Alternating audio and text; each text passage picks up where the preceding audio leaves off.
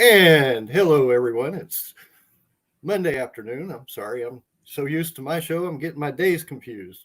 Monday afternoon here, and you have me, Greg, the host of the Con Hour, instead of Amy. She has what I call parenting aggro. Her kids are having a Halloween party, and she's attending that.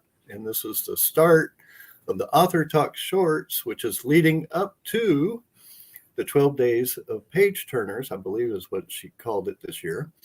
And that's going to be her Christmas special with a bunch of authors that are coming on. And we are starting it out today with Jill Wallace. So welcome to the show. Thank you. Thanks for having me. And glad to have you here with us. And can you tell us a little bit about your books leading up to the 12 days? Sure. I'm an author. I started as a screenwriter and had one of a movie was almost made twice from my first book, but you know how that goes. War Serenade is my first novel, and it's a historical fiction. It is a tome. If you like thick books, this is it. Yes. It was inspired actually by a true story of a friend of the family's who was an Italian prisoner of war.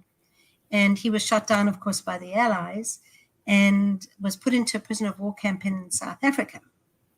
And he was, in his Italian life, before Mussolini pushed him into the Air Force, was quite a rising star in the opera.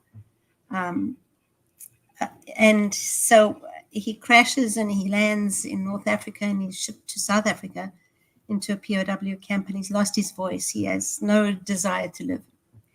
And it's from the sublime to the ridiculous where he's landed. And he sees a redhead through the barbed wire. And he realizes that if he's to see her again, he has to find his voice and start singing and find a way to see her. Mm-hmm. So they have this very, very treacherous relationship where he steals out of the prisoner of war camp, which is very fortified, to see her. And they manage to have this gorgeous love story. But soon the war will end. And if they're caught, in the interim, she will be tried for treason and he will be shot for breaking out of prison. So they really risk their all to be together. So, as I say, it's inspired largely by a true story. And it was a story my mother used to tell me when I was little. And it trumped all of the princesses. So I figured this was the kind of book that lived with me for too long. I had to write it down, and became a screenplay. And then from there, I've turned it into a novel. Now, what got you started into writing? What was your inspiration into the writing? You know, I've always loved writing. My parents were very literarily minded. It's a hard word to say, hard sentence. My dad was a cryptic crossword puzzle fundi. He could, a pundit, he could do a crossword puzzle in a cryptic crossword in about 15 minutes. And I wished he lived long enough for me to learn from him, because he loved the English language, and he refused to frame. When I was little, I was about 6 years old, and he said, until I spoke English properly, I won an elocution competition. And I was 6, and he said, until I learned to speak English properly, those would never be framed. They were never framed. I don't even know where they are. And my mom wrote poetry. She wrote really good poetry. So I kind of came from a word-loving family. And this book, War Serenade, their story really resonated with me. It's so tiny, and I always saw it in moving parts. So my first... when eventually life calmed down to the point where I wanted to get words on paper, I learned my craft, screenwriting, and then went to pitch in LA. As a con specialist, you'll know that That's pretty scary stuff. And I went a couple of years and sold the book at the option. And then my producer died just before Christmas. He had attached a director, and he had 3 contacts from the AFI who were interested in financing, and he died and he left us. So it was a real shocker. And then it was sold again, the option, to a South African company who were interested, but it was never made. And so that's War Serenade. And then my friend actually said, to hell with them, write a book. And I said, what, a book? And she said, yeah, you can actually let them think in a book. You can't do that in a script. So it's very true. So anyway, that was how that evolved. And my latest book is called Zebra, and pronounced any way you like, but we say zebra, you say zebra. And this is inspired by my husband's life. He had a really cool, interesting life. He grew up in the mountains of South Africa called the Drakensberg Mountains. His parents owned a hotel, family hotel, very remote. And his best friend in the world was a little Zulu teenager. Well, he was a preteen, and Ethel was a young guy. And he taught him everything he could ever wish to know about the Zulu culture. And it was a beautiful relationship that they had.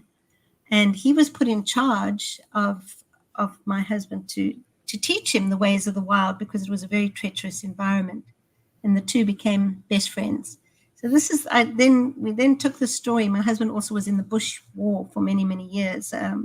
South Africa was very turbulent in those years. We were always fighting somebody on our borders. And our boys used to have to go to the border every year as soon as they matriculated. And Ethel, my husband, found himself in a very difficult situation where he was the only one who spoke Zulu. And when the brass found out about it, they exploited that to the nth degree. And he ended up serving way too much time in the military. But this book is about Jock and Papin. Jock is a little white boy. Papin is a Zulu. And they learn from each other's cultures. And society puts this is during the apartheid years in South Africa. So it puts a tremendous amount of pressure on the two boys and their friendship. And eventually they pulled apart. And they meet again a decade later on opposite sides of the battlefield. Papin is a passionate freedom fighter, and Jock is a reluctant soldier. And only one can survive. So it's the story of, I always say, Zebra is the story that you'd want to read if you've ever had a best or most loyal friend, or you've always wanted one, because it's really a story of friendship. Well, you had told us about your mother telling you the story instead of the princess stories, and your husband doing all this. Let's talk a little bit about doing the research for a nonfiction book. I mean, that's got to be somewhat hard. I mean, you were told the stories, but you still had to do some of the research. Oh, a tremendous amount. Fortunately, War Serenade was a lot of research, and they're both fiction books, but because I've added a little bit of magic to them. But the research was intense. There was a ton of specifics that need to be gleaned. And I just am so in awe of authors pre the internet and how much research they did. If you think of a Michener or any of those guys who really knew their subject and to the nth degree, and how, imagine how many library trips that took to accrue all that. And then Zebra, actually, I had my resource mostly at my fingertips, because my husband is just super clued up on animals and their habitats, and he lived the war. So I cheated a bit there, because I didn't have to do much research, because he was my source. And so it was pretty cool. I've loved doing both, but I have a series at the moment that I'm planning, which is completely different. It's paranormal women's fiction. Ooh, So, paranormal. Good yeah. day to talk about paranormal, especially on Halloween. I know. When do you expect those to be coming out, or are you I'll just probably starting them, or? I'm editing book 1, and I'll probably a rapid release starting mid 2023. I plan a 5-part series, all about 1980s flight attendants from South African Airways who had a dream in the crew rest that changed their lives, and they get together when they're older and try and unravel them and meet their love for the second time around in this life. That definitely sounds fun. Now, what day are you going to be on the 12 days of page turners? I'll be on the 11th of December. So I'm excited about that. Definitely, for sure. I know she has a bunch of authors coming on, and you're the day before when all the authors come on to do a little bit of talk about their books. So that's got to be exciting. Very. So I believe it can't really discuss it now, but you're going to have a special coming out on the 12 days of page turners, and that's going to be for Christmas. So people, just want to let you know, you need to watch Author Talk and listen to all these authors, because they are going to be having a bunch of specials coming up. And we definitely look forward to seeing you on that. I look so forward to it.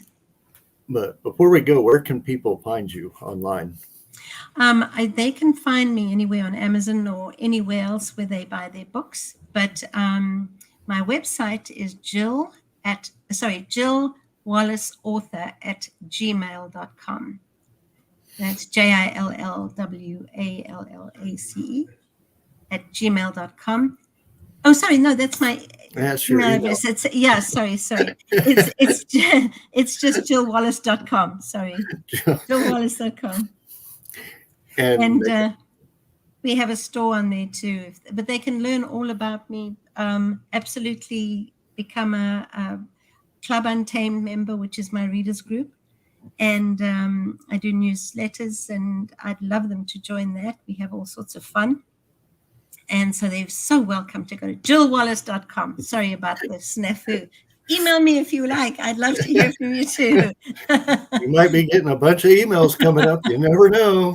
Well, I love to hear from folks. So, but that's exciting, Greg. Thank you.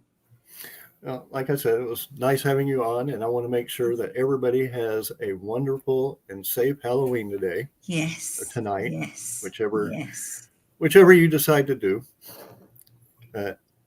We do second. Look forward. Yes. We do look forward to seeing you on December 11th. Thanks so much. I hope everyone, again, has a wonderful evening. Yes. Until the next broadcast.